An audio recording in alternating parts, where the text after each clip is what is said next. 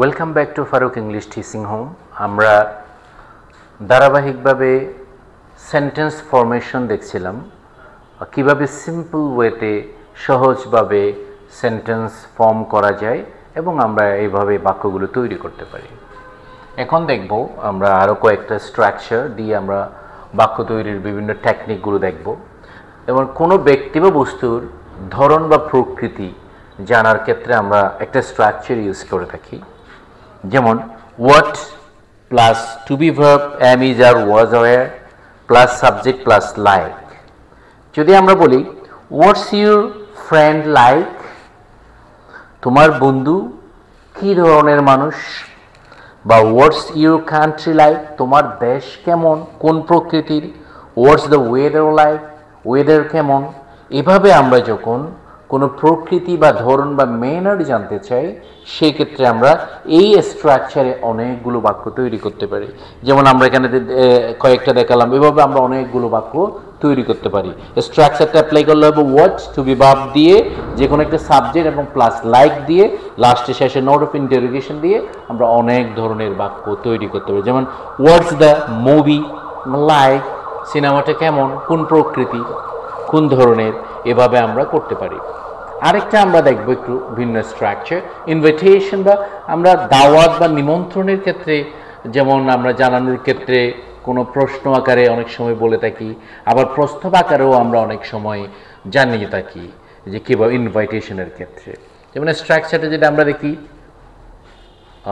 Would you like to, ভার্বের base form extension, এই স্ট্রাকচারেও আমরা অনেকগুলো বাক্য তৈরি করতে পারি। যেমন would you like to join for me for a tea, অর্থাৎ would you like, আমরা এখানে would you like দিলাম, to দিলাম, তারপরে ভার্ব বেস ফর্ম দিলাম এক্সটেনশন, অর্থাৎ আপনি কি আমার সাথে চায়ে অংশগ্রহণ করবেন বা করতে চান। would you like to join me for a tea, বা আমরা would you like to attend the party, আপনি কি আমার সাথে পার্টিতে অ্যাটেন্ড করতে চান, বা would you like to enjoy the drama, আপনি কি আমার সাথে ড্রামা এনজয় করতে চান। তাহলে আমরা দেখতে পেলাম কাউকে কোনো ক্ষেত্রে আমন্ত্রণ জানাতে গিয়ে প্রস্তাব বা প্রশ্নের ছলে আমরা ইনভাইটেশন কিভাবে করতে পারি।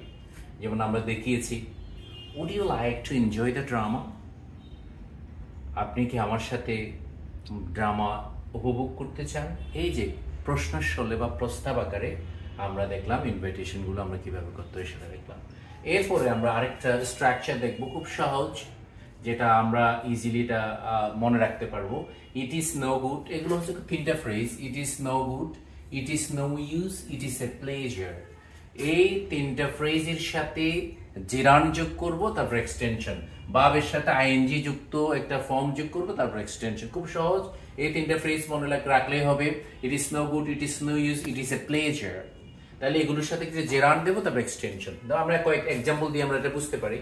It is no good roaming here and there, তার মানে এখানে সেখানে বিক্ষিপ্তভাবে ঘোরাফেরা করে কোনো লাভ নেই। বা it is no use trying to convince me, তাহলে আমাকে কনভিন্স করার চেষ্টা করে কোনো লাভ হবে না। It is a pleasure doing job with you, তোমার সাথে বা আপনার সাথে জব করাটা খুব আনন্দের।